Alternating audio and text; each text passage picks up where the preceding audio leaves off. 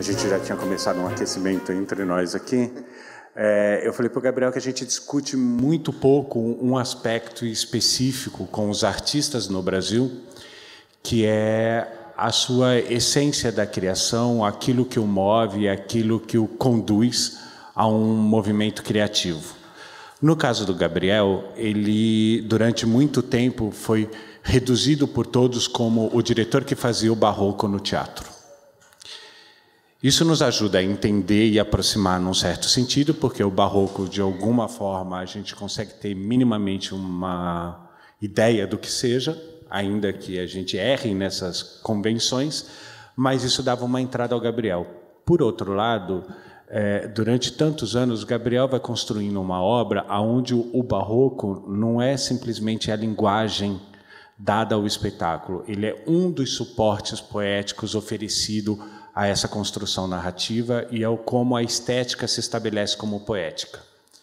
Sem a gente entrar em grandes devaneios filosóficos, eu acho que é mais interessante para a gente aproveitar que Gabriel está aqui e começar a entrar nessa possibilidade dessa poesia, o quanto que esse valor simbólico surge no trabalho do Gabriel de uma forma alegórica, seja pelo barroco, às vezes mais próximo, às vezes não. O Gabriel apresentou 2 trabalhos no festival. O Boca é mais próximo ao barroco, até pela luminosidade que você cria, o contraste marcado da luminosidade. O outro nem tanto, né? O outro ele já é mais alegórico e mais divertido, mais simbólico, mais livre, mais solto, abusado dentro da tua própria linguagem. Você se solta ali, deixa ele escorrer. Então, eu não quero definir o Gabriel como uma coisa, mas eu acho que se a gente começar falando sobre essa poética do simbólico e o quanto isso permeou o seu trabalho e veio modificando a sua própria linguagem, acho que a gente vai ter um bom início para a gente enveredar por um campo muito pouco explorado por aqui. Obrigado, pessoal. Assim, fico honrado. Está cheia a plateia e sobre a nossa cabeça está o barroco. O plafond dessa casa, a estamparia, né? Para quem quer ver poesia barroca, está aí, sobretudo, a capacidade, o dom de iludir que o barroco tem. No teto, no plafond, né? Está aí. O barroco é a fundação das artes no Brasil, né? Deu-se o caso que aconteceu em Minas. Eu sou do interior de Minas, muito próximo de Tiradentes e São João del Rei, que pega também uma parte menor do barroco, mas no curso, né, na manutenção e no desenvolvimento dessa arte, acabou que na adolescência nós tivemos muito contato com as restaurações, sobretudo em São João del Rei. Eu fiz um pouco de escola de restauração como aluno espontâneo, sem ser da academia de lá, mas aprendi um pouco a arte de restaurar o barroco, né? A aplicação do couro, do ouro sobre a madeira, o polimento da madeira, a policromia que está atrás dessa questão. Mas é bobagem. Tudo para dizer assim, fizeram-me ao barroco naturalmente. É como eu chegar de Manaus e dizer, trago comigo a floresta. Né? Quer dizer, veio em mim dessa maneira, nesse aprendizado mais espontâneo, nem um pouco de caráter acadêmico. Na academia eu tive uma percepção, uma sensação, não estou me referindo à USP, de que estava tudo errado, o jeito que eu enxergava as coisas, ou percebia em mim os desejos mais profundos. Era um momento que o pós-modernismo estava chegando muito forte no Brasil, com Rainer Miller, Boto Strauss, eu digo através da dramaturgia, e eu precisei reinventar uma ideia de Minas Gerais que dialogasse com essas questões. Até o dia que, no encontro com já vai um grande beijo às mulheres, com a poeta Adélia Prado, na Academia de BH, na Escola de Letras. E a Adélia Prado estava, então, lançando o livro, e ela, no livro, num determinado poema, ela fala, tem dia que a gente olha na pedra e fala, pedra, vira poesia, e a pedra não faz metáfora, ela continua pedra. Esse é o desespero do artista, principalmente daqueles que têm como ponto de partida a metáfora, as construções de linguagem, as figuras de estilo literário, né? E aí isso mudou meio mundo para mim, porque é natural que você diga para a pedra um dia, vira, e ela não vira. Aí fudeu. Teatro para mim é isso, é a arte dessa performance, a capacidade que a poesia tem de sair do caráter denotativo e cair no campo conotativo, né? O poeta Ferreira Goulart, um pouco antes de morrer, ele disse também uma coisa impressionante. Ele falou: a poesia se dá através de um baque. A arte, para mim, ela é possível porque a vida só não explica nada. A vida em si não explica nada. E ele precisa desse tranco. A poesia nasce dessa complexa situação do olhar do homem sobre uma determinada realidade e a transforma em poesia. E o baque que você, obviamente, do que eu estou falando, tem a ver exatamente com isso que ele está dizendo. Ainda dentro da faculdade, ser barroco era um sinônimo, olha que preconceito, era um sinônimo pejorativo, era um termo pejorativo. O barroquismo. Aí, quando eu caí no campo profissional, na área dos críticos, das pessoas mais atentas e com capacidade de lidar com isso, o próprio Nelson de Sá, que é um amigo hoje, ele me xingava de barroco. E eu comecei a perceber que as pessoas pouco sabiam do barroco, né? E antes de começar a mexer no barroco, eu fui daqui até a cidade de Praga, estudando a evolução dele dentro do pensamento cristão católico, né, na verdade, e a explosão. E eu fui observando que em tudo, né, gente, até em política não existe direito, existe nuances, muita variação entre um estado e outro.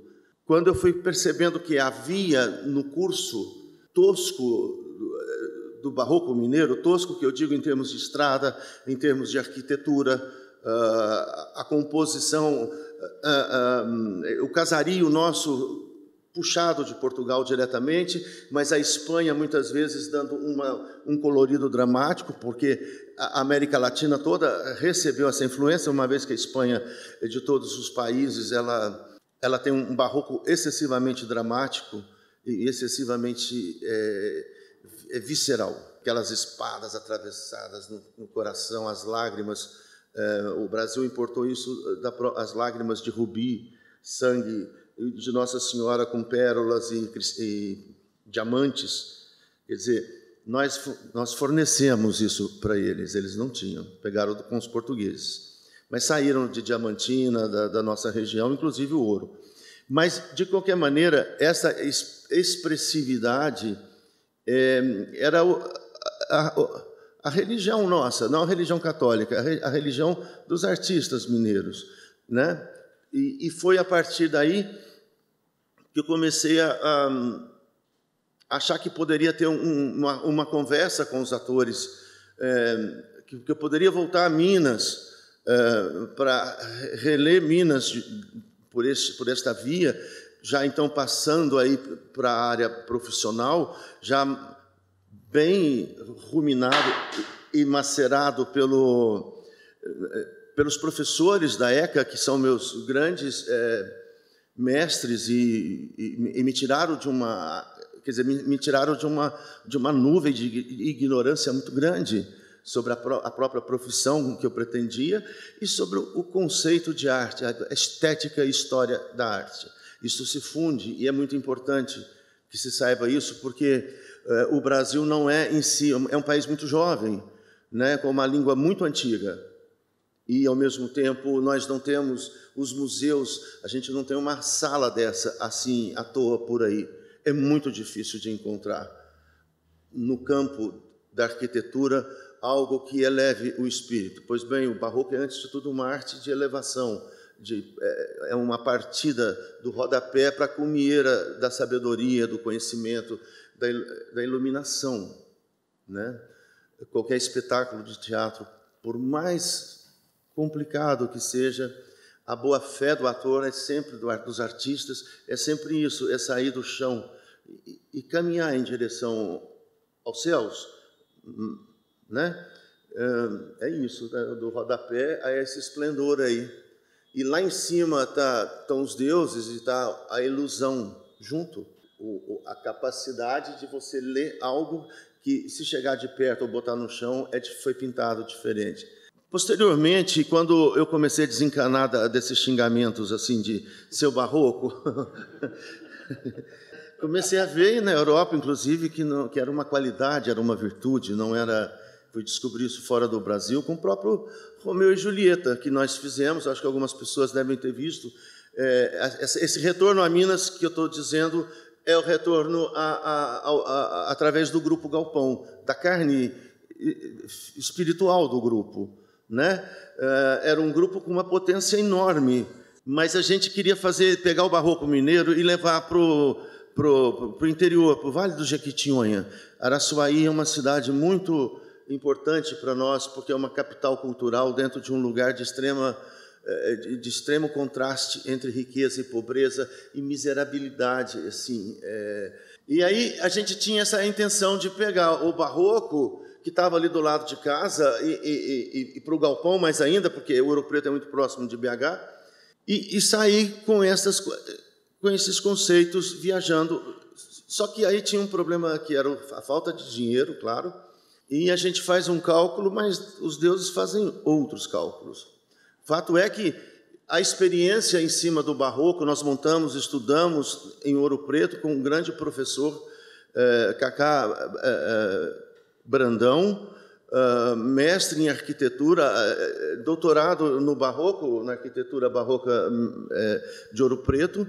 Nós pegamos a igreja de São Francisco de Assis, que é uma das mais importantes, no patrimônio barroco brasileiro, do Aleijadinho, né, com o Ataíde, o mestre Ataíde, e essa igreja estava sendo restaurada com dinheiro da Unesco, com uma seriedade, uma coisa que está lá até hoje, é uma beleza. Sugiro quem não esteve nessa igreja que vá um dia, se possível, e possa observar o esplendor do barroco na mão do Aleijadinho e do Ataíde. Mas o que foi bonito é que nós conseguimos a autorização da Escola de Minas, de Ouro Preto, da faculdade, para que nós tivéssemos a chave interna da casa, da igreja, para estudos. E uma coisa é você chegar e ver isso pronto, a outra coisa é você ver aquilo tudo abaixo, né? Aquele povo ruim que compra pedaços de terra na igreja para enterrar, né? No barroco era isso, os grandes senhores, como é que chama? Barões, baronesas e tal, se enterravam dentro da igreja para poder ganhar o céu. Estavam lá os ossos, assim, aquela coisa toda. Era de uma dramaticidade isso, assim, misturado, sabe? Fêmur de um com fêmur do outro. Mas a rainha da Inglaterra, Elizabeth I, mandou matar a Mary Stuart. Hoje elas estão juntas no mesmo. A ossada da Mary Stuart foi encontrada junto com quer dizer, tem essa ironia Nelson Rodriguiana maravilhosa, né? Ou shakespeariana. Não adianta juntar os ossos delas. E não se sabe se foi o James que fez isso ou não, mas o fato é que lá dentro dessa igreja a gente começou a olhar para esses ossos, a olhar para Shakespeare a partir... Deixa eu ver em que peça que é. Ricardo III, ele fala: meus ossos não querem descanso, não querem repouso. Ele quer um túmulo, mas ele não quer um repouso.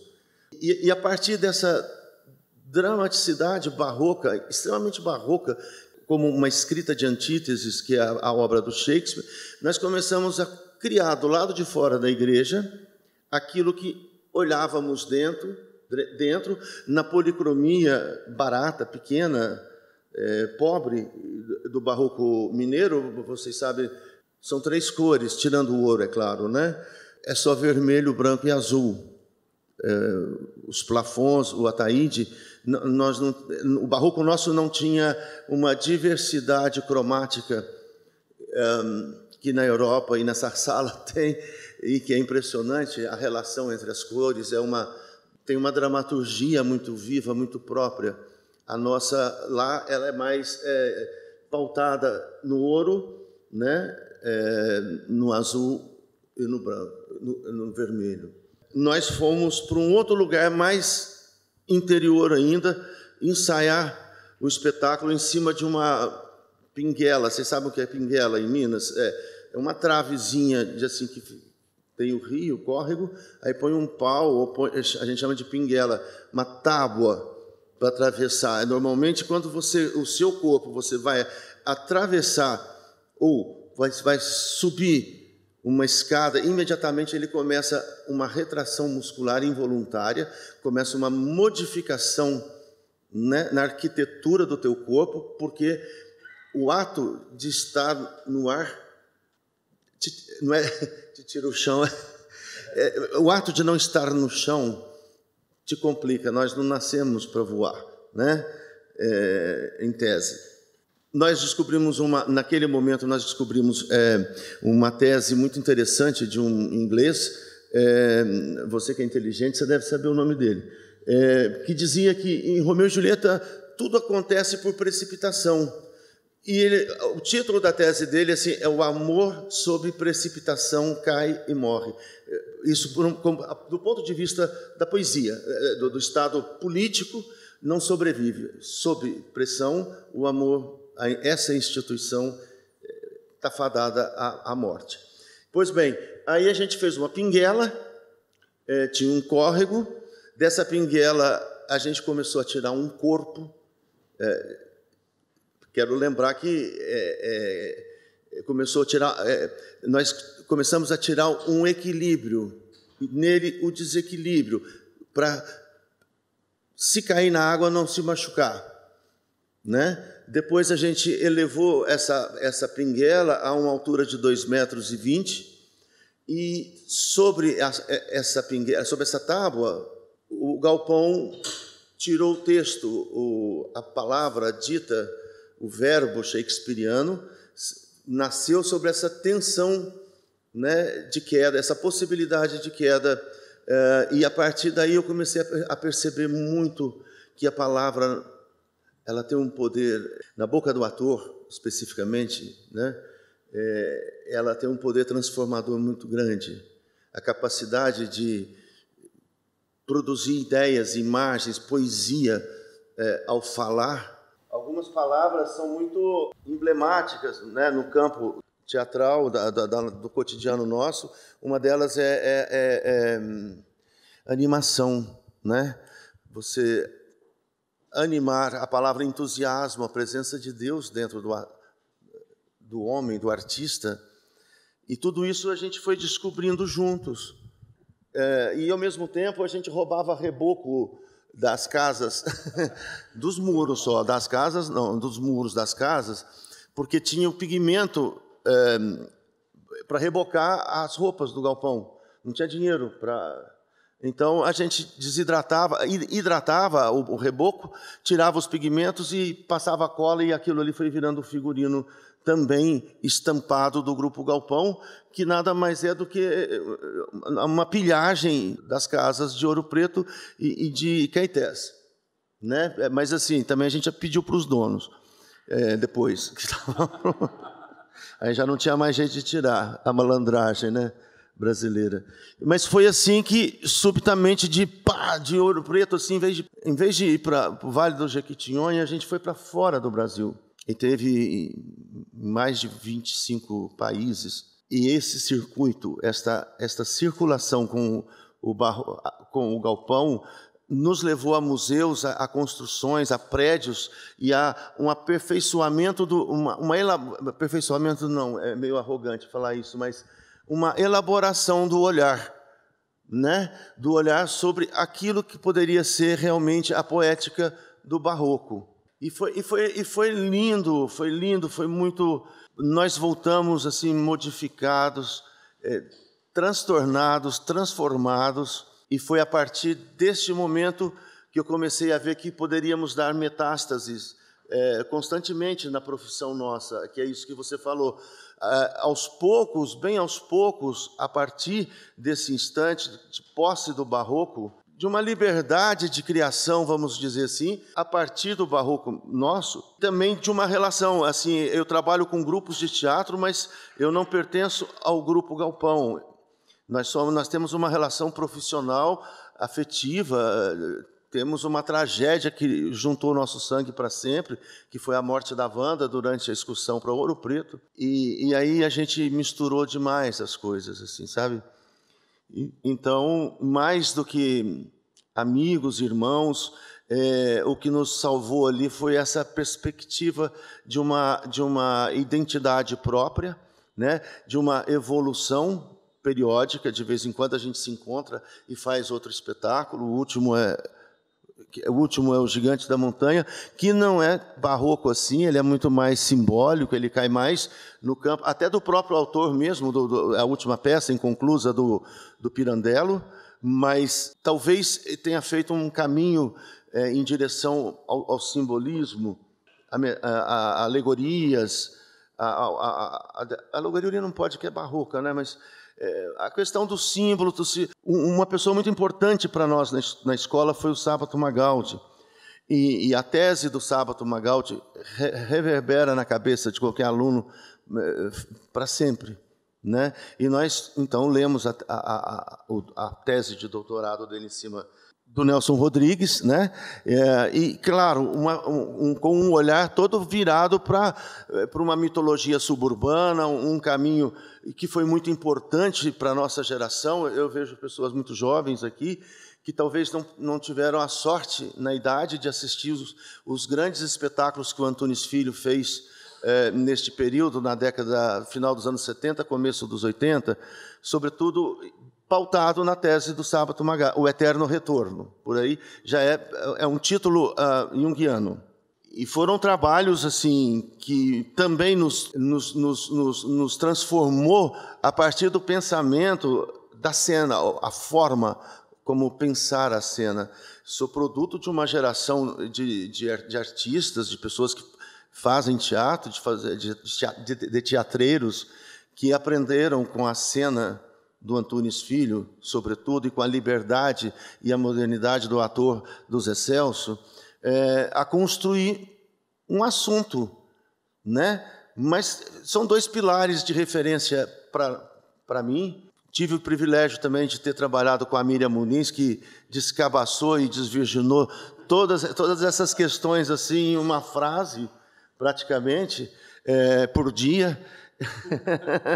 Mas ninguém sai incólume, assim, ninguém sai da mão, não saía, né? Infelizmente ela faleceu. Por um outro lado, eu queria só fazer uma menção. Antigamente não se falava arte naif, até que o alemão, creio eu, né, os alemães criaram esse termo, mas era chamada de arte primitiva, essa arte de perspectivas falsas, de artistas Cícero, o Velho, enfim, essa arte sem perspectivas, de perspectivas falsas. São termos, é uma terminologia bonita, aplicável hoje à falta de horizonte, a esse momento de trevas que a gente está comendo no Brasil. A arte naif tem muito a ensinar para a gente, e ela está em todas as boas livrarias do ramo. A mais catalogada de todas no Brasil são os artistas naifes. É muito fácil acessar. Quer dizer, não é muito fácil porque custa caro, às vezes, o livro, né? É livro de arte, mas, de qualquer maneira, para os frequentadores de livrarias, você tem hoje, assim, só nas capas, uma capacidade muito grande. A arte naif é a arte, por excelência, da emoção. Ela não tem objetivo nenhum maior que esse, que é estabelecer um olhar direto, uma relação estreita entre o observador e o artista, o objeto artístico, direto.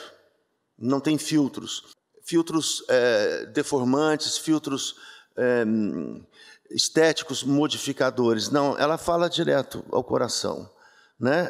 Claro que é uma operação inteligente de pensamento, de ideias, mas isso está muito ligado à arte de rua, né? Aos artistas de rua. Em Minas Gerais, a arte de rua é muito poderosa. A arte não autorizada, os movimentos populares de arte, como as festas que envolvem nascimento, vida, morte, ressurreição de Jesus Cristo, isso está muito... flui ainda hoje muito forte no Brasil inteiro, mas especialmente em Minas Gerais, com as festas do Divino, com o Milton Nascimento sendo o portador dessa digamos assim, dessa voz divina, claro, de uma arte mais elaborada, mas a voz do Milton é uma voz de rua. Vocês não sabem, mas o Milton começou cantando em bailinho. A minha cidade é vizinha da cidade do Milton, três pontas. Só tem um rio, assim, uma pinguela, mas o rio é grande. Na verdade, o Milton chegou, quem me ensinou a nadar, quem me ensinou a nadar. Ele chega pegando esses ritmos populares do cancioneiro, do Tambores de Minas, que até depois virou um show que a gente fez juntos, mas o tambor de Minas é um tambor ainda muito rudimentar, ele ainda muito ligado ao santo, à tradição milenar, ancestral, do tambor africano. Ele não pode ser tocado, porque não se tem autorização dos santos para ser tocado como na Bahia. Na Bahia se toca com tambor em pé, na vertical. Em Minas toca só na horizontal. Você carrega ele aqui assim, bate aqui, ó. Alguns outros instrumentos percussivos, mas os mais antigos são sempre na horizontal. Eu estou dizendo que tudo isso vem juntado, casado com música, com uma experiência anterior à minha, a nossa do Galpão, que é o Clube de Esquina, que quer dizer, é um conjunto de músicas de 2 discos, que aquilo ali também tem uma forte influência desse momento deles que cantavam com Juscelino Kubitschek lá em Diamantina.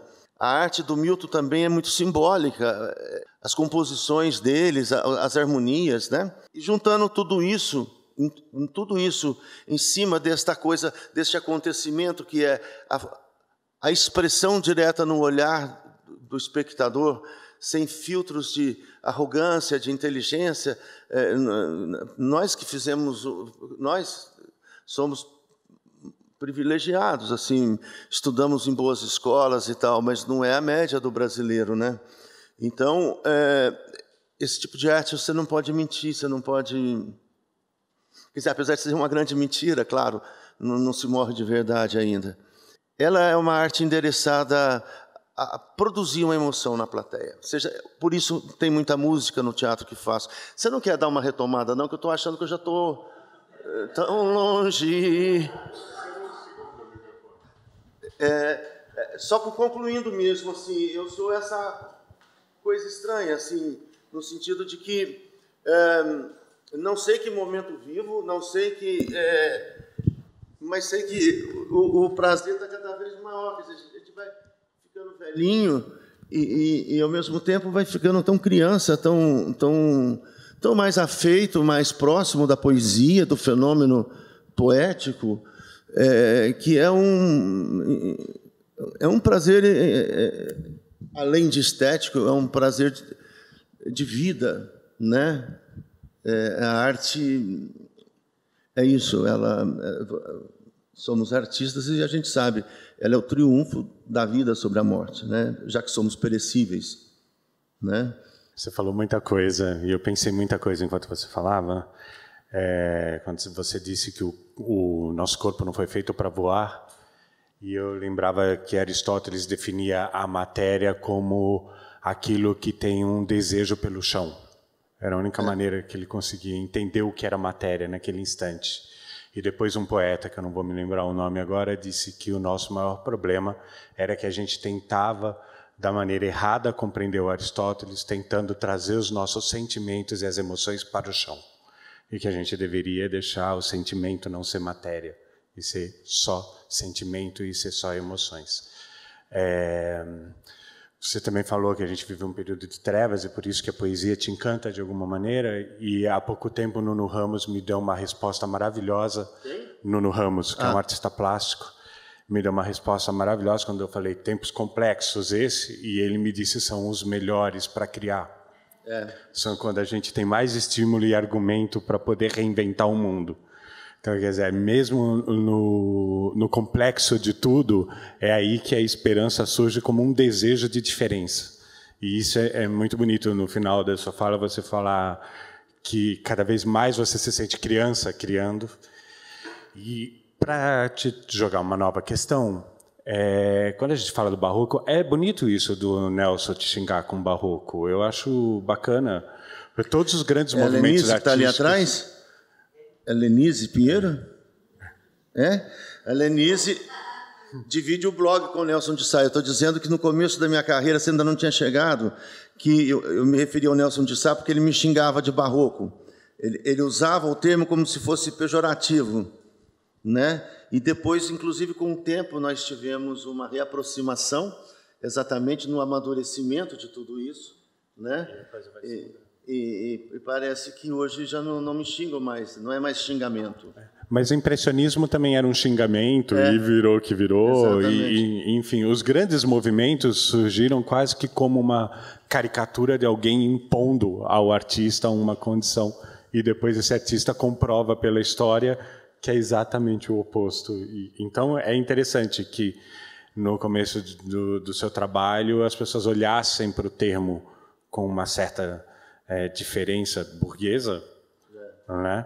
Porque o barroco brasileiro ele tem uma especificidade em relação ao barroco europeu que ele junta as técnicas de entalhes dos índios e dos negros e a gente se torna diferente de qualquer barroco do mundo por isso.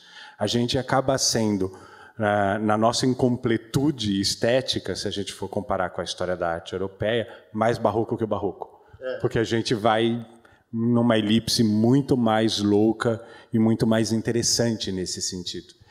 Atenção, para além da mistura, que graças a Deus é o nosso sangue forte, né, o sangue miscigenado nosso, e ainda tendo o Aleijadinho como um caboclo, o Aleijadinho é porque ele era aleijado mesmo, ele tinha uma deficiência numa das mãos, e aquilo foi cair no dedo, pedaço de dedo, de braço, mão, não sei o quê, ele talhava a pedra, quer dizer, ele esculpia na pedra com as mãos, não sei se é esquerda, toda enfaixada. E isso também trouxe uma certa deformidade, por assim dizer, que nos jogou para uma especificidade muito grande, para um torno diferente, para uma máquina de tornear diferente, já que o barroco é a arte do torcer, né, e distorcer as coisas. É preciso lembrar que a nossa mata mineira do Cerrado tem uma influência muito grande sobre os artistas barrocos, porque tem um poeta que a define como uma mata de cabeça para baixo, onde as raízes são a copa e a copa está dentro da terra, por causa exatamente desta qualidade. Isso é que é o bonito, né? O quanto que as coisas vão se modificando, e isso é o barroco brasileiro. As coisas entram numa espiral de reinvenção o tempo todo que ela é quase descontrolada. E que se a gente tenta controlar ou catalogar, a gente acaba sendo atropelado pela própria coisa em si. Mas eu queria te trazer uma outra questão agora, que você falou muito do Milton. E aí é evidente no seu trabalho a música como uma ambiência estética. Né? É evidente assim para quem te assiste que o ritmo da narrativa, a perspectiva desses corpos em cena, de que a musicalidade ela não é só som para você, de que ela é realmente uma qualidade estética que permeia todo o movimento do espetáculo. Queria que você falasse um pouco sobre isso. O Milton Nascimento deu o tom para o Hoje é Dia de Rock, porque a gente, obviamente, não fez esse espetáculo pautado em cima do trinômio sexo, droga e rock and roll, a base da peça. A gente fez em cima do pensamento da família, da instituição familiar, e da ideia de que o homem, quando está no seu habitat natural, ele mantém um equilíbrio afetivo e emocional, o homem que eu digo, a família, o pai, a mãe, a instituição, e quando acontece em um instante no Brasil onde o homem deixa o campo, quer dizer, um deslocamento de massa em direção aos grandes centros, a tendência é ir perdendo a mitologia de formação, de nascimento, de vida, de canções, e quanto mais próximo da capital você vai ficando, mais próximo da mitologia urbana a gente vai ficando, e muito dessa parte que fica lá em Minas, por exemplo, no caso, no meu fator, mas é preciso lembrar que houve um momento muito grande do Brasil inteiro caminhando para as capitais, né? Nordeste, principalmente. Então, vai se perdendo uma certa pureza, um certo encanto que a terra te dá, né? E entra em choque, obviamente, uma mitologia urbana com uma mitologia rural, campestre. O personagem diz, não isso? A minha vida aqui era um teatro campestre, né? Definido pela terra, telúrico, né? E cai numa coisa maravilhosa que é São Paulo, que me encanta especialmente porque moro lá. É muito louco São Paulo, gente. Tem dia que eu paro para observar mesmo. Que maravilha, que loucura, mas é assustador. Tanto do ponto de vista dos monstros que nós criamos lá dentro, né? Monstros políticos, inclusive, né? Até você mesmo, né? Colocado numa coisa tão pavimentada que nem raio cai na tua cabeça, que você não tem contato com a terra, né? O para-raio segura lá em cima. É uma percepção muito errada que eu digo assim, incompatível com o princípio, né? A saída da terra em direção ao asfalto fez com que essa família do Hoje é Dia de Rock entra num estado de decomposição e essa família morre. Se você olhar isso, o Milton Nascimento é o cara que mais cantou a estrada no momento áureo da MPB. Não foi o único, mas o Milton tem muito a dor da partida na boleia do caminhão. Todo artista tem dia onde o povo está, né? Essas músicas mais conhecidas dele. Essas canções, elas entraram na peça para contribuir com o discurso dramático e a problemática da família de Hoje é Dia de Rock, porque o teatro popular ele é dotado de muita musicalidade, de muita melodia na voz do ator, melopeias até de cantilena chata, está tudo lá junto. E, de alguma maneira, as canções colocadas do Milton Nascimento na peça, elas entram como uma segunda dramaturgia. Há um conteúdo dramático muito forte nessas canções.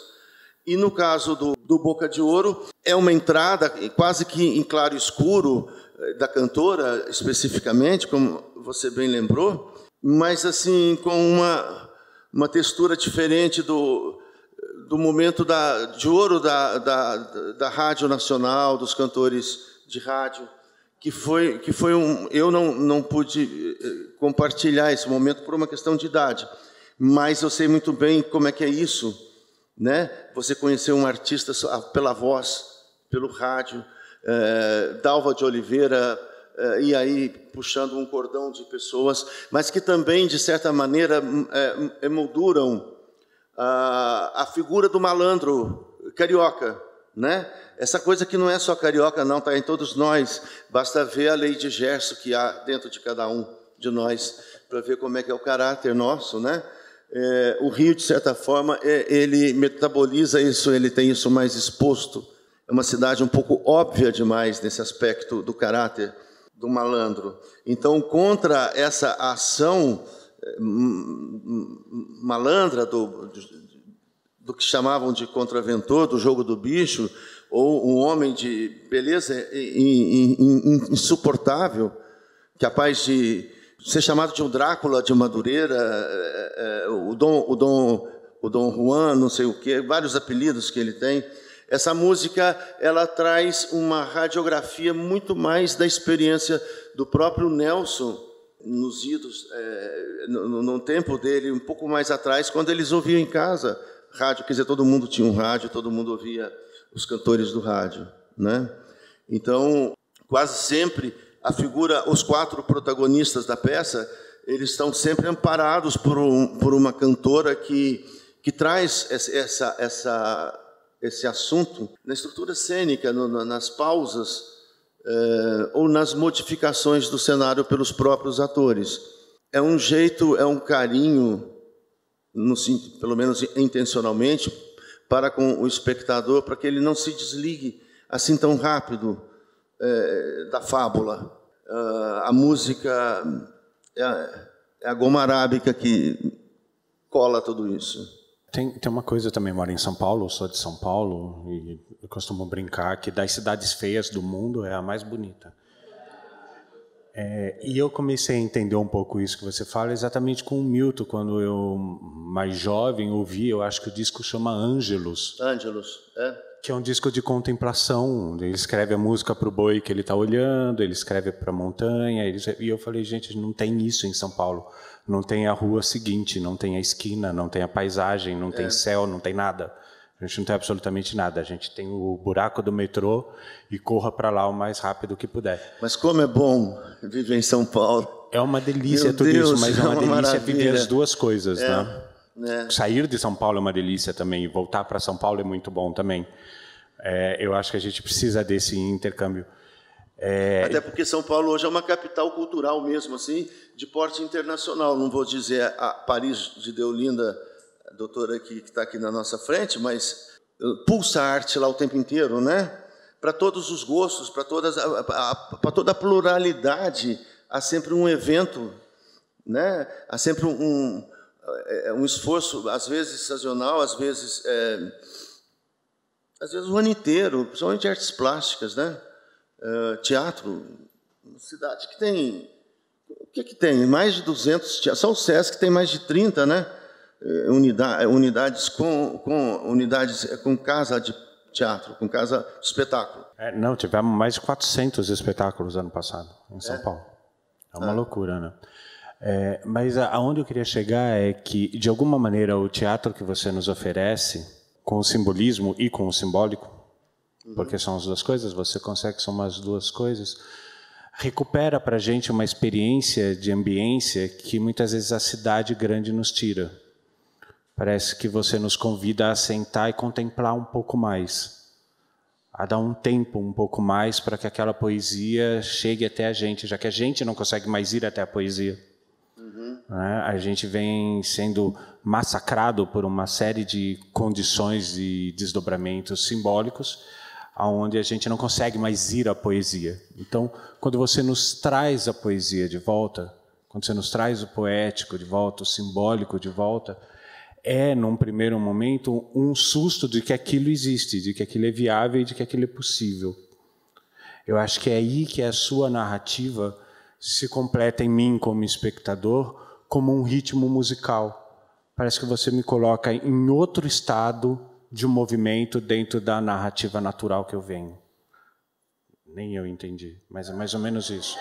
Não, eu acho que é uma coisa que a arte faz, todos nós fazemos isso, uma operação capaz de tirar a pessoa do campo da realidade, sem perder, claro, a noção do que está acontecendo, com uma percepção clara de que tudo aquilo ali não passa de uma história muito bem contada, seja pelo autor que escreveu, seja principalmente pelos atores que recontam a história, ou pelo princípio shakespeariano até do teatro dele, o imaginai do Shakespeare, né?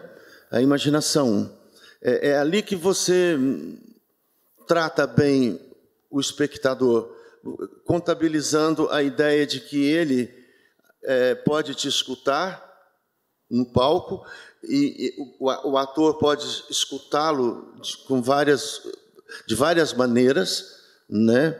E, ao mesmo tempo, por trás de tudo isso tem uma palavra muito moderna na faculdade, né? O princípio da alteridade, da capacidade de você também ler pelo olho do outro, entender através do olhar alheio um mundo que, neste momento, se nos apresenta de forma muito egoísta, de forma muito individualista. E essa porcaria genial que é a linguagem virtual, né? Os benefícios que ela traz e os malefícios que ela também coloca para a gente e como dialogar com tudo isso. Eu penso que ainda é muito fraco, apesar de ter muito dinheiro, né, concentrado na coisa virtual, mas se você desplugar da tomada, acabou. Agora, despluga o teatro da tomada para vocês verem, não acontece nada. Via de regra, o período áureo dele na Grécia, no século V a.C., era feito de tarde, não era à noite, porque à noite o povo bebiam vinho também, tacava fogo, era de madeira. Então, convencionou-se a fazer à luz do dia, né, os festivais de teatro em Atenas e no Peloponeso. Sem querer ensinar o Padre Nosso para o vigário, lembrando vocês que se posicionar o campo virtual, tudo que vem, eu admiro muito, vejo espetáculos que usam desses recursos gloriosamente, né? Tirando um proveito sensacional para o teatro, adiantando o teatro, às vezes em centenas de anos. Mas ainda depende de luz elétrica, sabe? É meio cafona. O teatro não precisa de luz elétrica, de nada, né? Eles continuam existindo independente a essas grandes alternativas que nós temos na nossa cultura contemporânea. Vamos abrir as perguntas agora, já estamos na última parte aqui. Ela fez uma pergunta que eu acho que eu não concluí, mesmo que eu não concluo nada. Assim, tenho essa deficiência. Mas, assim, na verdade, a pinguela virou uma passarela, uma tábua suspensa entre duas escadas, onde os atores subiam a 2 metros de altura e criavam as cenas no ar, no teto. Perdão? No princípio era um córrego, nasceu de um pequeno córrego que tinha uma pinguela, porque a experiência do atravessar de uma margem para outra é uma experiência metafísica em Minas Gerais. Acho que é o único lugar do mundo que o rio tem 3 margens, né? Então, o passar de uma margem para outra nos leva a uma identidade cultural, também de encontro a uma identidade, passar para o lado de lá ou ficar na margem do meio, né, como é o caso da terceira margem do rio. Mas o espetáculo inteiro, eu te diria assim, foi tão forte essa ideia do precipitar, da precipitação, que lá de cima, depois de eles acostumados nas alturas, pegaram um corpo coletivo de equilíbrio e de arremesso, de queda. O caso do Mercúcio, do Rodolfo, que é um ator excepcional, ele morre, né? O Mercúcio morre lá com uma espadada lá, bababá, enterram lá e ele morre. E a morte dele é uma queda, são 2 ou 3 quedas sobre a veraneio. Tudo isso repassou para o campo da poética do espetáculo. Então, a experiência da trave, da pinguela, isso que eu estou dizendo, que não existe nem espaço direito para o pé atravessar, passou para os atores sobre a veraneio e sobre as pernas de pau. Normalmente os homens, em torno das mulheres da peça, circulam em volta da veraneio, do carro deles, né? Em pernas de pau. E nós brincamos até com quedas técnicas de pernas de pau. O próprio Romeu, quando beija a Julieta, ele cai, né? Ele espatifa lá no chão, é ensaiado, mas é a ideia mesmo dos teóricos, dos críticos maravilhosos que existem para poder avaliar tudo isso, né? Eu acho que é isso. Primeiro a pinguela, depois a suspensão, a ideia maior, mais radical, no sentido de que havia uma fita métrica definindo 2,20 metros de altura, uma trave de 10 centímetros, que mal cabe um pé. Posteriormente, no campo da cena, eles desequilibrando com as sombrinhas, né? A sombrinha é um objeto de equilíbrio no circo, no arame. Então, tudo isso se juntou numa experiência estética, assim, mas uma pessoa tremendo no circo, quando uma pessoa está a 10 metros de altura num arame, fica todo mundo olhando para aquilo lá, até a respiração da gente muda completamente. Você se compadece do perigo alheio, você tem uma experiência humanista, afetiva, para que aquilo dê certo, para que a pessoa não caia do trapézio, não despenque das alturas. O nosso Romeu e Julieta funciona muito, concentra muito o olhar da plateia por causa disso. Eu vi aqui no Parque Barigui, Romeu e Julieta, e desde então eu te persigo. Cada vez que você vem aqui, eu falei, eu não posso perder o Gabriel Vilela. Que ano que foi? Não, já faz você estava aqui, né? Faz uns 20 anos já. Foi no milênio passado. Foi a peça mais linda. Se me perguntar qual a tua peça mais linda que você viu até hoje, foi Romeu e Julieta. Aquelas pessoas da perna de pau em cima daquele carro. Nossa, eu achei maravilhoso. Muito a segunda é a Edith Piaf da Bibi Ferreira. Também a Bibi Ferreira cantando Edith Piaf, sim, é maravilhoso, claro. Mas a primeira é a tua, maravilhosa. É que a Bibi já é eterna, né? É diferente, a gente tenta ser um pouquinho moderno. Olá, boa tarde. Boa tarde. Na verdade, não é uma pergunta, mas se você puder comentar, sexta-feira eu vi, né, Boca de Ouro, lindíssimo, me chamou muita atenção o figurino. E você assina o figurino também, seria isso? E se você pudesse falar um pouco a respeito, porque além do barroco, obviamente, né, ele tem essa referência no barroco, mas é de uma beleza incrível, assim, né, cenicamente, para os atores. Se você puder comentar um pouco a respeito. Obrigado. Qual é o seu nome? Felipe. Ô, Felipe, é tão bom essa pergunta, assim, ela ajuda a esclarecer uma coisa. O figurino, para mim, desde os primeiros tempos de convívio com o nosso grupo, que se chamava Raízes, em Minas Gerais, e a gente andava ali pela terra de Milton, Boa Esperança, Serra da Boa Esperança, é tudo ali junto. Nós andávamos muito fazendo teatro amador, e na necessidade, na ausência de um figurinista, eu comecei a fazer por necessidade. Agora, claro que isso foi depurado, decantado pela escola que fiz, pelos professores que tive nessa área, o finado Campelo Neto, que foi um grande homem do teatro brasileiro mesmo, né, nessa área de figurino e adereços. Depois eu comecei a entender, assim, um pouco mais relaxadamente, que o figurino também é dramaturgia, né? É a pele que conta, é ela que movimenta, é a carne do personagem. A experiência de nascimento diz que a criança não pode nascer sem a pele, né? O teatro não pode nascer sem uma indumentária, uma roupa que nos permita ler um pouco mais, abrir um pouco mais, exercitar, praticar um pouco mais a acessibilidade afetiva, a acessibilidade poética do espectador. Para isso eu comecei a montar um ateliê no curso dos anos aí. Eu comecei a somar as experiências, comecei a estudar um pouco mais profundamente a indumentária. Eu trabalho muito em cima de obras clássicas, e às vezes é muito importante o cinema nos ensina muito a respeito disso, porque nos dá uma aula permanente de indumentária de época, roupa de época, né?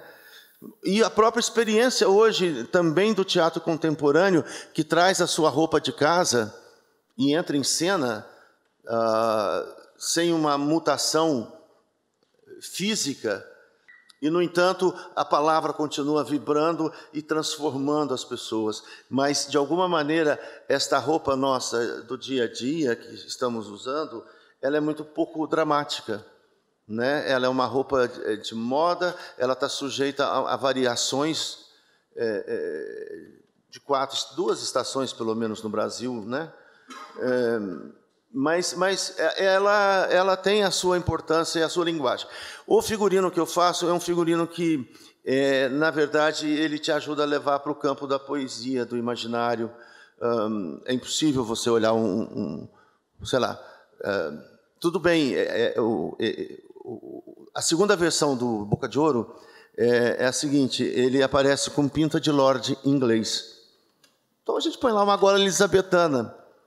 Essa liberdade, né, que temos hoje vem de uma experiência muito longa de modernização do teatro, de casar, de sincretizar, né, e que, voltando à nossa formação, a genética do nosso povo, a combinação de 3 raças lúdicas, né, nos deu essa capacidade de, às vezes, avançar imensamente. Eu queria citar a experiência do figurino também do Hoje é Dia de Rock, que é uma experiência um pouco diferente, mas que também é bem radical na medida em que nós pegamos tecidos, panos, que são usados frequentemente, até um pouco mais carinhos, um pouco, mas que você vê muito nas festas de reisado.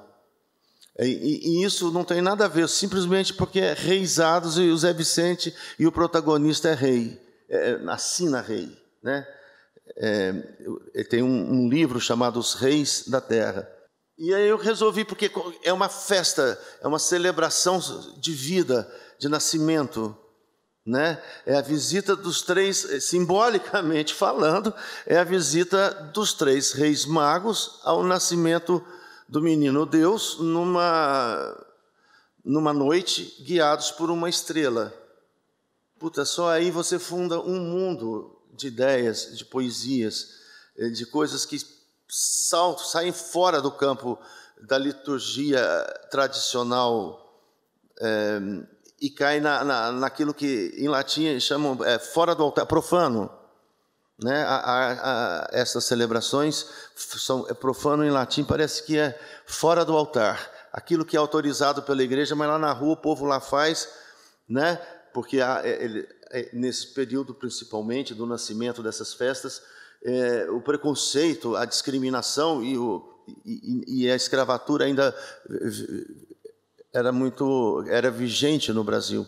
A Chica da Silva fez uma interferência belíssima. Os negros não podiam entrar pela porta da frente na igreja, onde tem a torre principal, né? Só passavam por ali os branquinhos. E a Chica enlouqueceu lá o João... Como é que chama? O João Fernandes, né? Mas ela deu uma chave nele ali de amor, de sexo e todo, chá de cogumelo e o caralho, que ele ficou tão doido que ele construiu uma igreja com uma torre atrás para os negros entrarem. Ela fez isso. Mas isso é que ser genial, porque ela deu um truque arquitetônico, né? Usando do amor, da fraqueza de um branquinho, nesse aspecto, né, português. E está lá a prova, essa igreja existe, ela é muito bem cuidada pelo patrimônio, é uma das igrejas mais importantes, porque é a única do gênero que tem a torre atrás. Ela não conseguiu fazer com que os negros entrassem pela frente, mas ela conseguiu que a torre fosse para trás.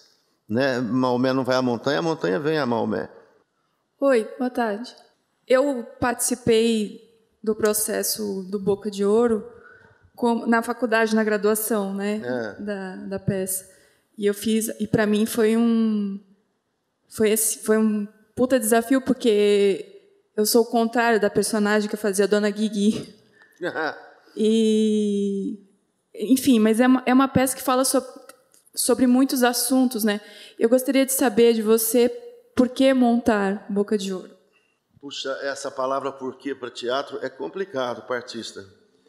Porque, assim, talvez eu preciso falar novamente do professor Sábato Magaldi. Por uma influência direta dele, nós estudamos toda a obra do Nelson Rodrigues, as 17 peças, e é claro que a cada momento em que o Brasil entra em crise, um país entra em crise, ou a humanidade, vamos dizer assim, aparecem na literatura exemplos, né, no teatro, exemplos de peças que ajudam a refletir sobre aquele instante. São verdadeiras iluminações na sombra, nas trevas, né?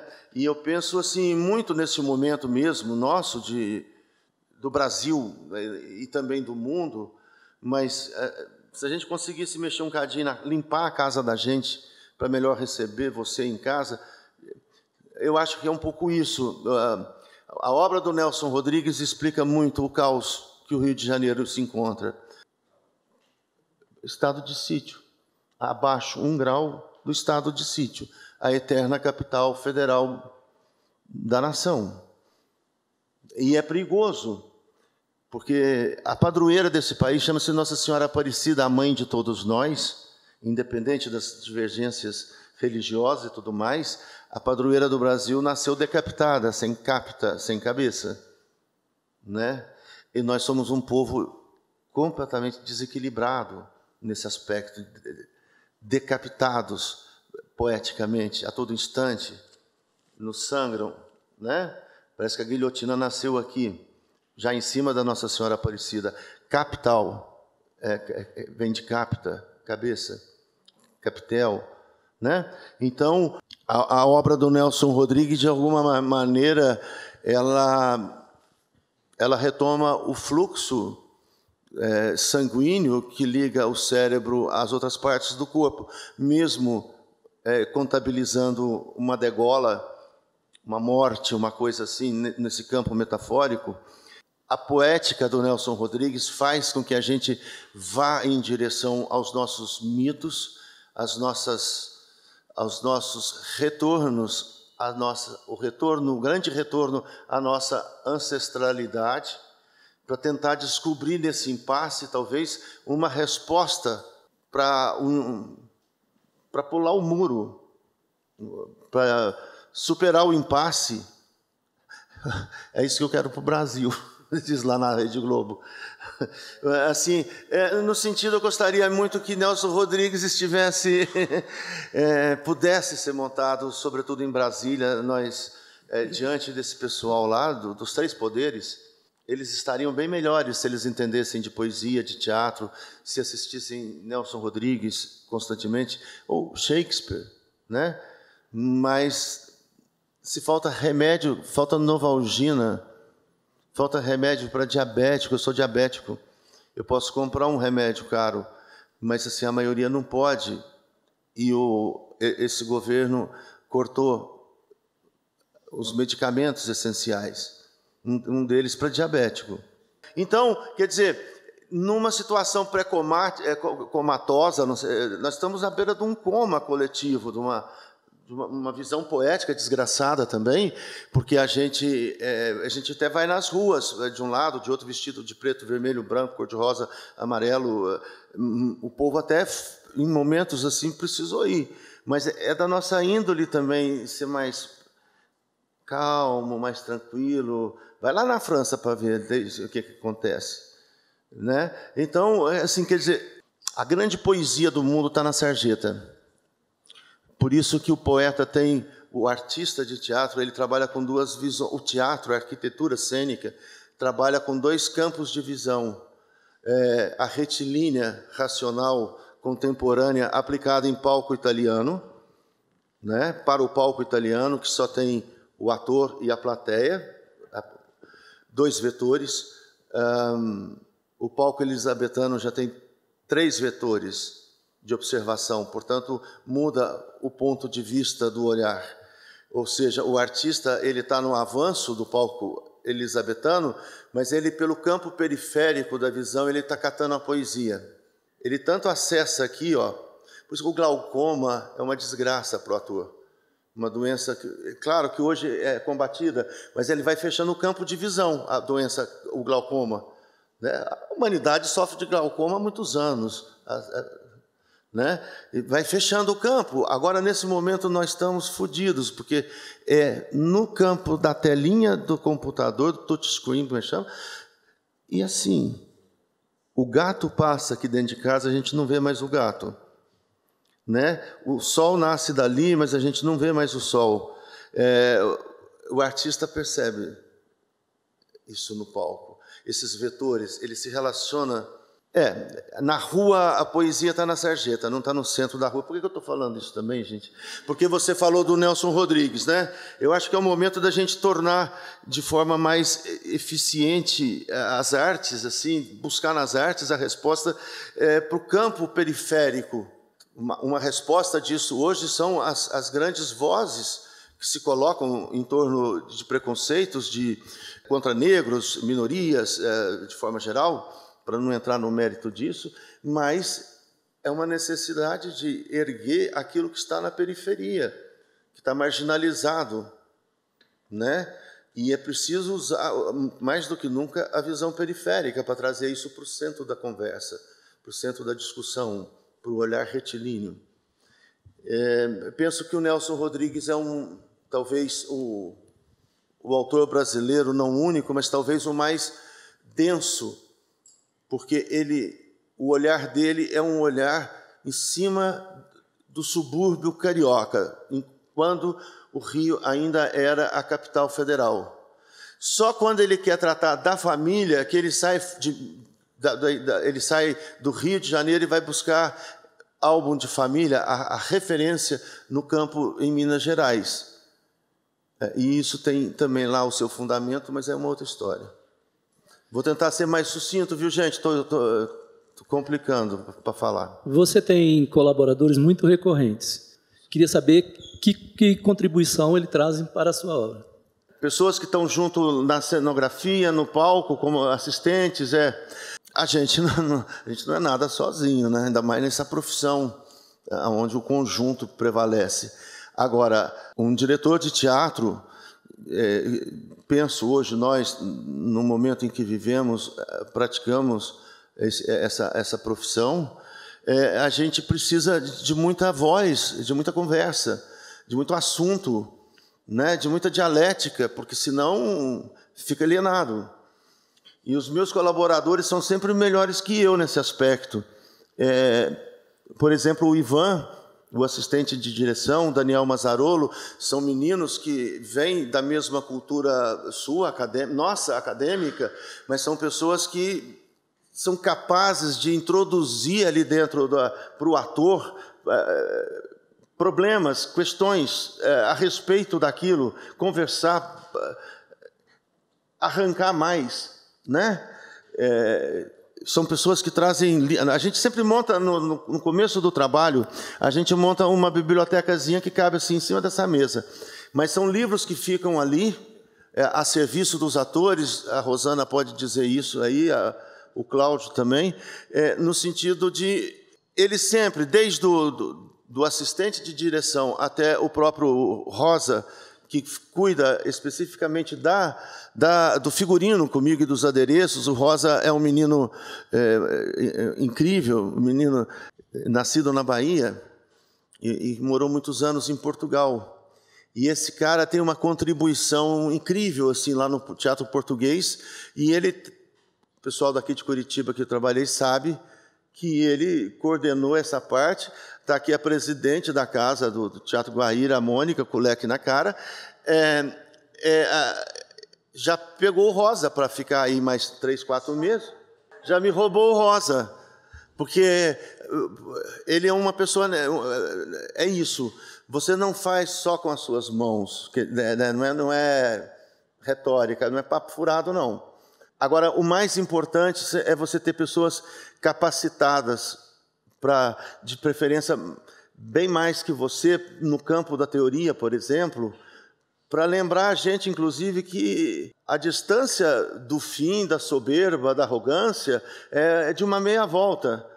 E aí, para você achar que está inventando a roda, nessas alturas do acontecimento, também a distância é de uma meia volta. E aí junta um tanto de grilo falante no entorno, né? E que malha a obra até a missa de 7º dia dela. Né? Nesse aspecto, o Ivan, os assistentes, as pessoas que estão aí, que são recorrentes, no caso, bem dito por você, são pessoas que produzem e fazem essa diferença no campo do pensamento, no campo das artes, no campo da elaboração. O teatro que eu faço é muito artesanal. Ele precisa muito das mãos do artista, né? Da mão do artesão, transformar, porque a arte popular é isso, você pega uma tampinha de Coca-Cola ali na frente, você precisa criar uma insígnia do barão de não sei o quê, você vai ali, pega aquela tampinha de Coca-Cola, você lixa ela, faz assim, dá um truque aqui, pega um papelzinho douradinho de papel de cigarro, sei lá o quê, dá um lacinho de fita, põe e você vira um comendador, né? Esse exemplo, esses colaboradores, tem dois que fazem parte da minha memória, mas, sobretudo, a tia Olímpia de Ouro Preto, que foi mais ou menos um Arthur Bispo do Rosário, que é o segundo, nesse caso, da colônia Juliano Moreira, e que tem a sua obra difundida no mundo inteiro. Essa tia Olímpia era uma mulher que trocava histórias, ela se dizia descendente da realeza portuguesa, vagava pelas ruas em Ouro Preto, e ela negociava com as mulheres, ela já está morta, mas ela negociava com as pessoas assim, um chapéu, uma flor, um paninho que o turista tem no pescoço. Ela permutava o pano, a flor, o leque, por uma história contada. Era a moeda dela. E ela pegava, levava para casa e construía verdadeiras obras de artes em termos de figurino. Preciso te dizer isso também. Tem uma santinha que me protege, chamada Tia Olímpia, que eu rezo para ela, de verdade, assim. Tia Olímpia, de Ouro Preto. É uma figura estudada, me chamo teses sobre ela, sobre a confecção, a capacidade dela de construir, desconstruir, é muito grande. E ela vestia uma roupa de arte, ela vestia uma roupa de arte. Entra aí que você vai ver. Eu respondi o senhor. Obrigado, é importante. Gabriel, boa tarde. Eu sou o Marcos Tardim, sou do Rio, e tive a oportunidade de assistir hoje a Dia de Rock lá no Rio. E aí você falou sobre a influência do barroco no teu trabalho, e uma percepção que eu tive bem concreta, me perdoa se eu estiver errado, e aí eu quero te perguntar sobre a importância, sobre a influência da linguagem e circense, também no teu trabalho. Você chegou a fazer algumas referências ao circo, porque no Hoje é Dia de Rock eu tive uma impressão de que a ingenuidade da atmosfera circense, do palhaço, a poesia, né, de alguma forma, na forma como você conta a história daquelas famílias, ameniza um pouco a dor e enfim, os conflitos. Tem alguma questão nesse sentido ou não? E de que forma essa linguagem circense é recorrente no teu trabalho, te influencia, enfim, basicamente por aí. Me fiz entender? Eu fiz escola de circo, eu estou gordinho hoje, bem gordinho, mas eu fui um atleta de circo. Eu fiz, durante a escola da USP, eu fiz 4 anos de circo, de trapézio, chicote, fogo, essas coisas. E também fiz com o Sofredini tive com ele uma experiência de longa data, de grande durabilidade, de um período longo, em cima do melodrama circense, né? Um estudo muito... O Sofra tinha uma capacidade muito grande de trabalhar em cima da arte popular e um conhecimento muito grande sobre o circo-teatro, a história do circo-teatro no Brasil. No caso do Hoje é Dia de Rock, nós não trabalhamos nenhum tipo de habilidade, né? O circo-teatro ele é dividido arquitetonicamente em 2 partes. O picadeiro, onde se concentram os números, as habilidades, né?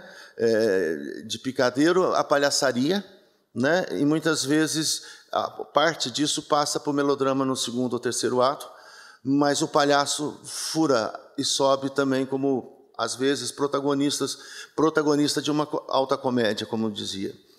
No caso do Hoje é Dia de Rock, talvez na maquiagem dos atores haja eu tenha proposto a eles, né, Rosana, uma maquiagem menos realista, mais uma pátina, mais uma máscara clownesca do que propriamente de palhaçaria, Poxa, a gente não pensou em circo para fazer hoje a dia de rock. Talvez, pela experiência, nem tenha sido necessário. Mas o alívio, digamos assim, o alívio para tratar de dores tão profundas está no campo da interpretação ingênua, naif, da arte popular, da arte sem quatro paredes, quarta parede, né? É muito em cima do olhar direto no espectador, né? A Rosana, mas nós sofremos com a Rosana, que ela é toda intensa, maravilhosa, variações de nuances, e era só chegar e falar. Não precisa sentir, deixa que a plateia sinta. De certa forma, isso aqui é Brecht, o que eu estou falando. Estou piorando o Brecht, mas é isso. Não tem quarta parede, assim. Lembra sempre que você está contando uma história. O princípio é Sherazade, é 1001 noites. Conta a história bem contada e deixa o gancho para o sultão dormir pensando, sonhar pensando, para no outro dia voltar a outra história e adicionar um cadinho a mais nisso para poder não morrer. É o que a gente faz, eu acho. A gente faz teatro para não morrer. Conta histórias para não morrer, né? Olá, Gabriel. Boa tarde. Oi, tudo bem? Você tá bom? Tô ótimo. Melhor aqui com a sua presença. A gente falou um pouco aqui do barroco e olhando para cima a gente nota que a gente está aqui sob a arquitetura do paranismo e isso me levou a ter uma curiosidade em te perguntar se você conhece o nosso poeta maior aqui, o Dalton Trevisan, se você conhece Leminski e cogita em montá-los? Essa seria uma primeira provocação. E uma curiosidade minha, pessoal, também como dramaturgo, desculpe a falta de informação, eu não sei se você também escreve, se já dirigiu textos seus, próprios seus também. Eu não escrevo uma palavra, eu sou muito mal de escrita. Nem parece que, aparentemente, eu tenho um jeito de falar muito mineiro, então é mais mole, mas assim, para escrever é um horror, assim, um horror total, não sai nada. Tanto é que os assistentes, viu, que eu tenho, já põe no contrato. Quando chegar a hora de escrever sobre o trabalho, botar aqueles negócios, assinar no programa, é tudo mentira, são eles que escrevem. E eu assino. Porque não tem importância, assim, mentir. É a arte da mentira. Agora, na verdade, eu não consigo escrever. Não consigo. Eu tenho a impressão que eu apanhei para escrever. É por causa do problema de apanhar para escrever com a mão direita. Eu estudei durante a ditadura militar e eu tinha um avô, um fascista, juiz, filho da puta, que me punha... Ele era canhoto também. Eu herdei o nome e a canhotice dele. E a diretora punha sentado na mão esquerda para escrever com a direita. E eu fui ficando uma confusão. Porque, por exemplo, para expressar a arte, o desenho, eu tenho que ir para a mão esquerda, eu não consigo fazer nada com a direita. Para jogar vôlei, é tudo a força, né? A força estética está na esquerda. E isso deu um problema na minha cabeça. Dá em todo mundo, tem gente que fica gago pro resto da vida, né? A gente sabe disso, dessas violências. Eu trabalho muito com autores contemporâneos de São Paulo. Assim, tento alternar, né, o trabalho. Por exemplo, eu poderia dizer que eu tenho um dramaturgo em companhia nossa, do nosso grupo pequeno de Pensar Teatro, que é o Dibe Carneiro, que adaptou o Carandiru, chamou-se Salmo 91, né? O Crônica da Casa Assassinada, que é uma peça, um livro, um romance mineiro deslumbrante, ele que adaptou. Não faço nada. Agora, não é o problema de pensar Leminski, é um problema de urgência que eu tenho, porque estou com 60 anos, e eu preciso da experiência ainda do clássico dramatúrgico. Especialmente, como todo mundo tem necessidade de Shakespeare, de um poeta, de um grande homem, de uma grande pessoa, um Molière, um Goethe, eu tenho necessidade de ainda ir para o campo da tragédia grega, que ainda não fui. Eu ainda não fiz um Hamlet. Eu não posso morrer sem fazer um Hamlet. Então eu tenho essas urgências.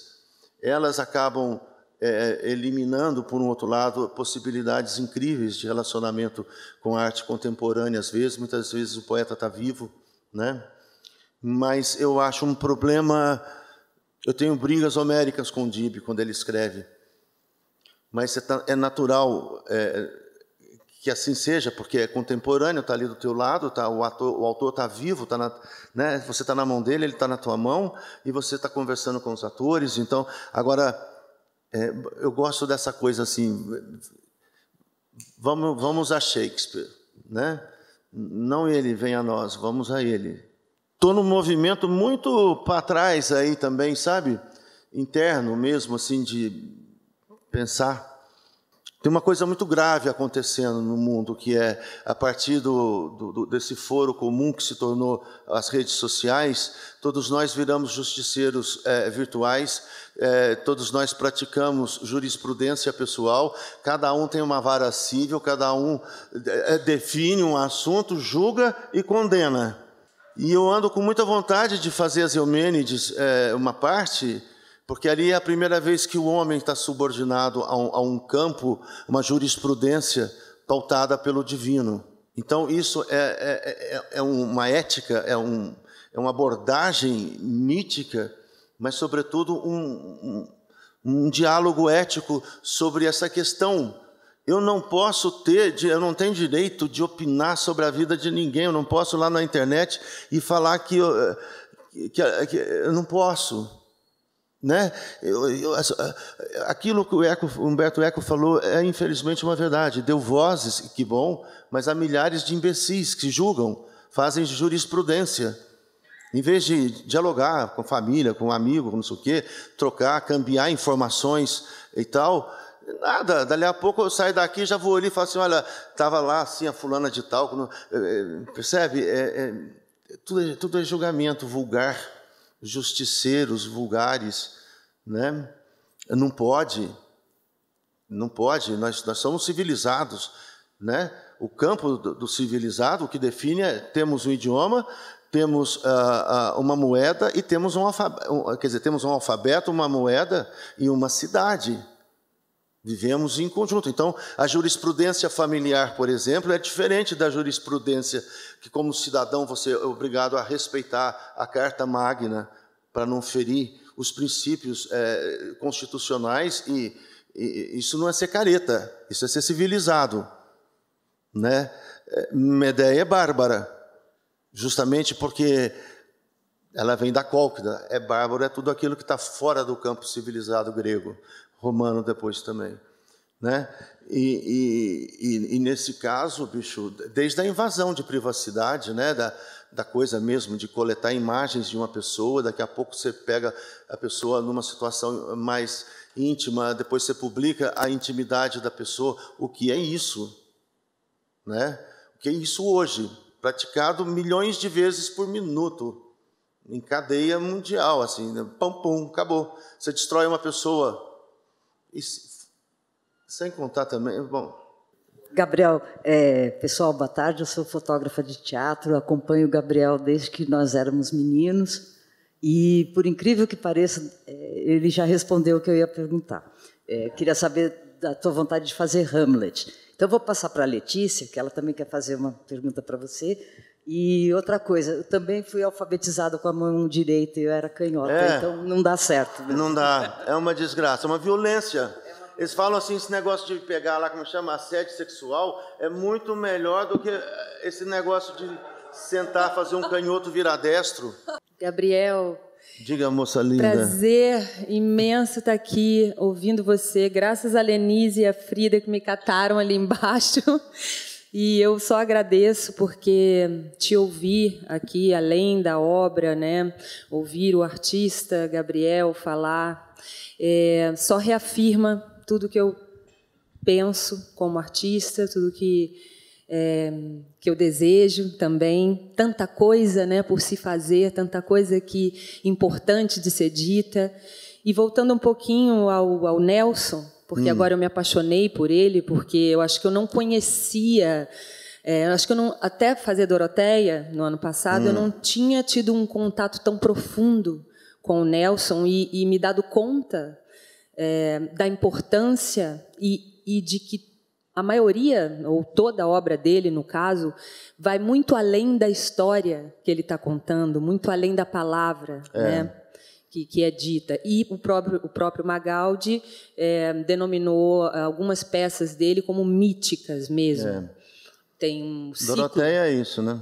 Doroteia é uma, e que eu vi a Doroteia, vejo, como um espelho da humanidade, né? E eu queria saber, na tua opinião, que peça... Primeiro eu queria saber quanto de Nelson você já montou, o que você já montou dele, que eu sei Boca de Ouro e tal, mas queria saber outras. E, na tua opinião, qual dessas peças retrata mais a humanidade, ou que a gente tem mais urgência, sabe? Além da Boca de Ouro, claro, qual que você pensa que é mais urgente nesse momento? E também, que texto você quer montar depois? O que você tem mais tesão que você gostaria, além de Hamlet? Tá. Obrigado a vocês também, Letícia. A gente já se conhece de uma longa data, você fazendo Peer Gynt, uma das paixões aí da gente de que faz teatro. Mas, assim, a própria divisão temática do Sábato, às vezes o Nelson implicava. O Sábato tinha um pouco de medo desse título, por exemplo, Tragédias Cariocas. O Nelson insistiu, bateu, porque o Sábato já sabia que aquilo ali não era tragédia. Né? Aquilo ali mistura melodrama, expressionismo, vai por outros caminhos, né? E o cara foi assim, teve que chamar tragédia de costumes. Não, tragédia carioca. No caso das peças míticas, foi uma pausa na loucura, como ele dizia, usando o Guimarães Rosa como citação, porque as peças míticas, elas são capazes de nos levar a respostas sociais, para problemas sociais. Por exemplo, eu fui a Auschwitz, né, ao campo de concentração na Polônia. Confesso que eu não tive estômago para ir até o final da experiência, da visitação, porque passei mal. Mas saí de lá com uma percepção de que, independente de quem diretamente fez aquilo, aquilo é um problema da humanidade, transcende em experiência danosa para a humanidade a autoria. Aquilo é um produto de todos nós. Eu tenho, mesmo nascido depois do evento, eu tenho parte naquela experiência. Eu não sei como é que é isso. Pelo mundo dos mitos, talvez a gente encontre respostas para ir adiante, mas um dos engasgos da humanidade está lá por resposta ali. O que é aquilo? O que é? Né? Não, pois é. Mas esse momento de engasgo social brasileiro é um momento de muito ódio, né? Um momento de ódio, de polarizações, assim. O Sábato achava que sugeria que deveríamos começar pelas peças míticas, as montagens acadêmicas, porque o mito te esclarece muita coisa. Quando você perfura, né, o centro dele ali, o cerne, você encontra uma seiva diferente, e que não é mais suas referências, são de pertencimento da humanidade, pertence à humanidade, propriedade. Né? E Doroteia, no caso, que é uma peça excessivamente feminina, mas o grande símbolo são botas, dois pares de botas, não sei, e está tudo ali naquele objeto concentrado de uma forma uma energia tão concentrada que só olhando as botas viradas de cabeça para baixo do Van Gogh é que você percebe a força, a concentração de energia masculina né, de impotência masculina ou feminina, não sei, a partir da relação dramática, obviamente, que aquele objeto causa. Tanto quanto na Falecida. Por isso eu montei a Falecida, porque eu queria uma abordagem mítica dela a partir dos tacos de sinuca, dos jogos, né, do fascínio do brasileiro pelo futebol. Começa isso. O Carlyle nunca foi jogador de futebol, né? Então, neste aspecto, eu montei primeiro a Falecida 2 vezes, uma na escola, outra com a Maria Padilha. Depois eu fiz também na escola como exercício muito importante a valsa número 6, que é o único monólogo dele. E agora o Boca de Ouro, né? O Vestido de Noiva, é verdade. E recentemente o Boca de Ouro. Mas uma coisa é você fazer, a outra é você tê-lo do seu lado como cabeceira, né? Sempre, né? Tem que estar, porque ele cai na cabeça da gente de madrugada e funda uma nova ideia, um novo sonho. O que eu vou fazer daqui a pouco? Eu vou montar Estado de Sítio do Camus. Eu quero montar porque, primeiro, que ele é uma experiência necessária para os dias de hoje, né? Para todos nós, muito sério. Segundo, que é uma experiência de autossacramental. Há um conteúdo simbólico muito grande naquelas criaturas, menos barroco e mais simbólico mesmo, né? Você lê aquilo ali desloca o pescoço da gente, porque tá difícil, né? E é o caminho meu para o Hamlet. Eu não sei dizer se isso tem uma qualidade estética ligando tudo isso, ou uma coerência, mas, assim, eu penso que lá pelos 64, 65 anos, se eu estiver vivo, eu faço o Hamlet. Mas eu vou fazer esse texto, depois eu vou fazer o Henrique IV do Pirandello, que também é um texto que me diz muita coisa sobre a razão e a loucura, né? A lucidez, a interpenetrações desses dois mundos. Bom, também te agradeço. Acho que você foi de uma generosidade e de uma gentileza muito bonita com a gente hoje, de se abrir dessa maneira e de expor os teus sonhos e suas tentativas. É raro que o artista se coloque dessa maneira. Hoje tudo é muito pragmático e muito objetivo e a gente acaba se perdendo nisso tudo. O que mais me deixou comovido com esse encontro hoje é que durante todo o tempo você realmente não falou sozinho. Você trouxe muita gente sempre com você. E essa perspectiva de que o teatro precisa reinventar o seu processo de humanização, eu acho que é a urgência maior para os artistas construírem uma outra qualidade de diálogo no Brasil, que vive um momento, eu não consigo definir nem se ele é tão ruim ou tão péssimo, ou seja lá o que for, ele é complexo em todas as suas certezas e todos os seus equívocos, mas, de fato, o que a gente está perdendo e o que está se dissolvendo é a nossa capacidade de compreender a humanização do outro, o humano que existe no outro. E quando você traz pelo teatro o simbólico, o poético e a experiência de uma outra qualidade de conviver com essa ambiência humana, isso me interessa mais, isso me faz me reapaixonar por teatro. Então, eu te agradeço por tudo que você fez hoje, por tudo que você construiu na gente dessas aproximações, desse imenso coletivo da tia Milton, de todas essas pessoas que preencheram essa sala com a gente. Eu espero que a gente carregue eles um pouco mais dentro da gente, para que a gente possa entender, como a gente falou no início, existe um pôr do sol, existe uma rua, existe uma noite que chega, existe uma poesia e um mundo verdadeiro dentro dessa poesia, que não é necessariamente o mundo que nos vendem e que nos obrigam a enxergar tão cruamente. Obrigado, gente. Acho que o próximo encontro é dia 4.